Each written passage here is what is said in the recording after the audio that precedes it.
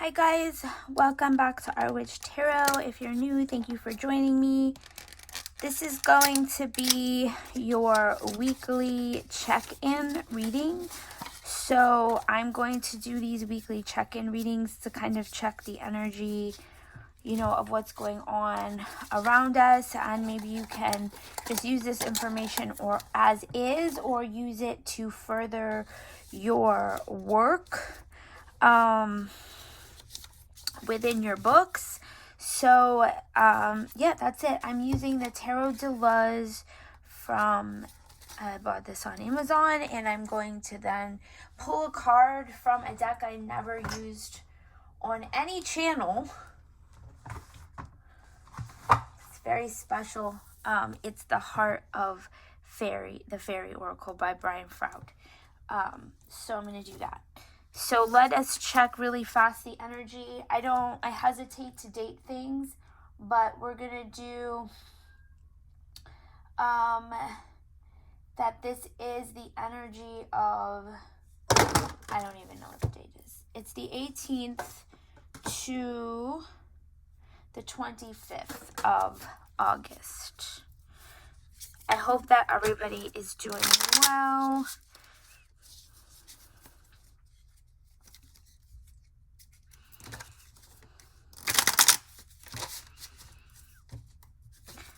Next week I'll have a check-in also on the journal. I have not done much with my doors because we are going away this weekend. So I've just been kind of just trying to catch up on orders and things.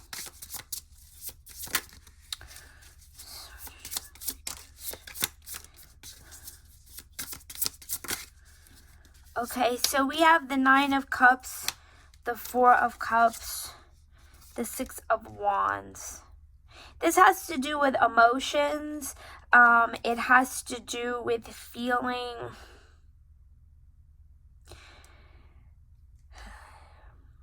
I think you want to feel balanced, you want to feel good, you want to feel like things are moving forward, and they probably are. Like, as far as action goes, it's about victory. After you've been through a lot, you want to feel like everything's kind of aligning to where you want it to be. But I think that there is some residual energy of feeling like you're holding on to things. Now, with the Four of Cups, it's like you see these swans, like everything, there's togetherness here. There's emotional connection, but they're also tangled up with all of these vines. So I do feel like there is an energy here of feeling like you're trapped a little bit, or you're stuck in an emotional energy, even though with like this Nine of Cups energy, everything is good, from an outside perspective looking in. And even when you look around you, everything is good. You are grateful for the things you have in your life that are going well and that are going good, but you're still feeling stuck. So I think that this is right now this energy of feeling like, okay, things are finally moving, things are finally happening. I feel really good about the energy of right now, but also, why do I still feel kind of like trapped or stuck in a certain feeling, or like I can't get past a certain energy? We have the Three of Cups and the Devil. So the Devil is that energy of feeling trapped. You feel chained to a situation. You feel like you're having trouble breaking free of something. With the Three of Cups, is very much about, distraction, and maybe there's celebration, maybe there's a lot of good things happening, but there is still this energy of being overwhelmed. You have too much maybe to focus on. Not quite Seven of Cups energy where there's many options. You just feel like emotionally like you're distracted, or you're being pulled in three different directions. And it doesn't mean that those are bad, the directions you're being pulled in. It doesn't mean that those are negative things. It just means you feel very maybe worn thin, like taffy. I'm seeing image of like taffy when they're like stretching.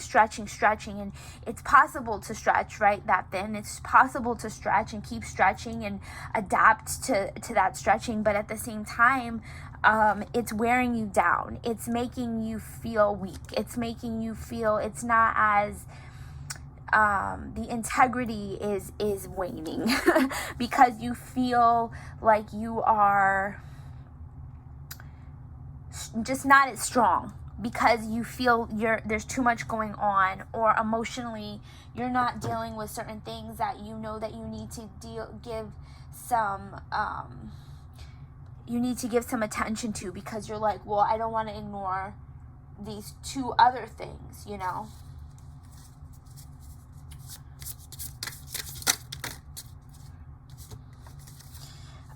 Then we have the Five of Pentacles, the Five of Wands. Let's start with that. Five is very much about change. You don't want there to be conflict. But you feel conflicted. There's just a lot about inner conflict and feeling worn down, feeling like you are struggling, feeling maybe left out in the cold, or abandoned, or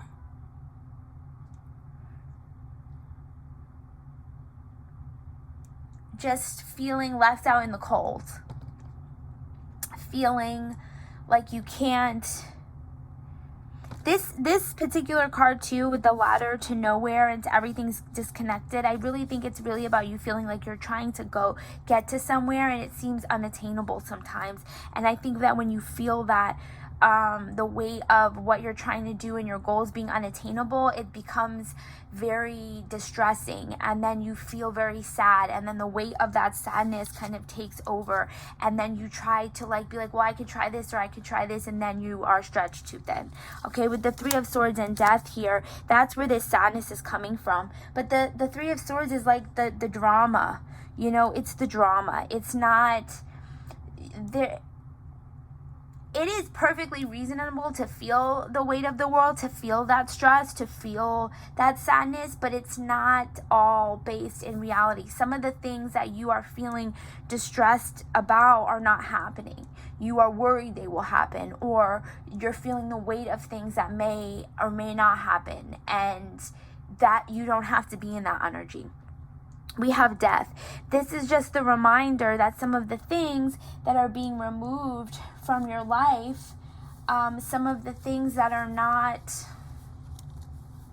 present anymore, some of the things that you may feel like you've lost. I think that's the word. You feel like you've lost certain things. You've lost certain people. You've lost parts of yourself. Those things are not lost. They died. They died because and I'm not talking about people, so if you have lost a person, I just want to preface that it's really the death of like the ego, or the death of like a friendship, or, you know, emotional, like you having to let go of something that you thought was going to be there long term, or it could be like a physical thing, or you had to leave a job, or you had to move out of someplace. Those things had to go because it was time for you to step into a fresh energy, but it doesn't mean it's not without its stress and its frustrations. Okay, at the bottom of the deck, we have the Knight of Wands, because the underlying issue here, like this Knight of Wands, like she is on this lion, she has a club, like she is ready to go, she is ready to beat somebody's, you know, behinds here, like let's do it, let's get it done. It's time. You know, this is really the underlying issue here, is that you know that you're about to step back into your, you know, for the lack of a better word, you're about to step back into your bullshit. You're about to, you know, get your sassy back. Let's go. Let's move forward. Let's take action. But right now you're in a transitionary period, so I think like you're just feeling like you're very much in your feelings. So the right reading right now is really saying that's okay, but it is time for you to realize that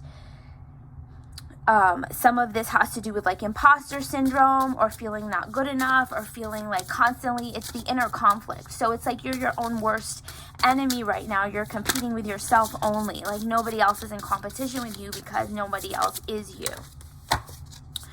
The Oracle card, look at this card, like, is the Green Man. And I'm going to read right from the book for this deck.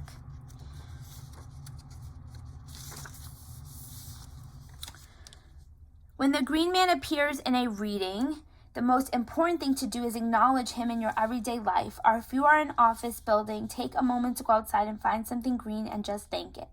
Thank the life force that impels it to grow. You can use this life force, the greenness, to revitalize any relationship you are in.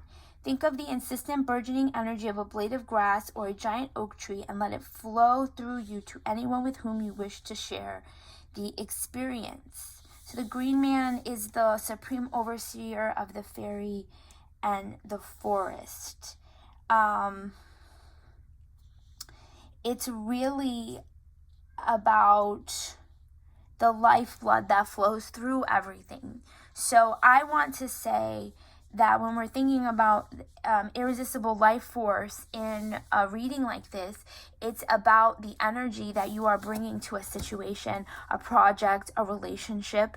So if you are bringing, say you're trying to accomplish something career-wise or hobby-wise, and you're getting into a place of like imposter syndrome or feeling like you're not good enough, the energy here is telling you to pull on what makes you you. So pull out more of yourself and pour it into what you're doing, because that's what's going to make you separate from everybody else. That's what's going to make what you're doing different. There's a million people doing all of the same thing. Pick a thing, right? There's a million fashion influencers. There's a million singers. There's a million songwriters. There's a million people doing the XYZ craft project. What makes certain people different? What makes you attracted to certain people over other people? It's their energy. It's the life force. It's what they put into what they're doing.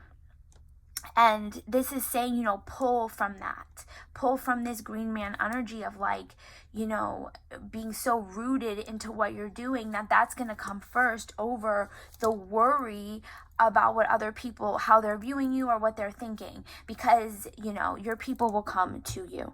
Okay. And that includes relationships, friendships, all of that. The people that are supposed to be in your life, that are attracted to you, that want to be around you, those are your people. People who are not treating you well, and people that are saying you're too much or trying to bring you down when you need to be up, those are not your people.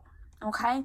Thank you so much, guys. I will see you next week. Thank you for all of, you guys who have subbed and left comments. I really appreciate it. And I will talk to you soon. Bye.